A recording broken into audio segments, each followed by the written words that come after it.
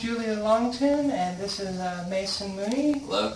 We are setting up the microwave-assisted aluminum printing project.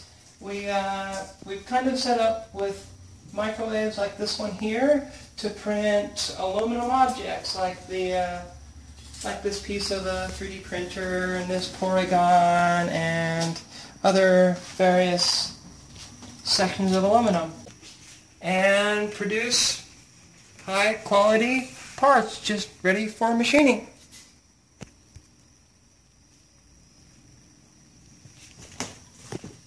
So we've made this extruder, which kind of came out. That was one of our earlier revisions.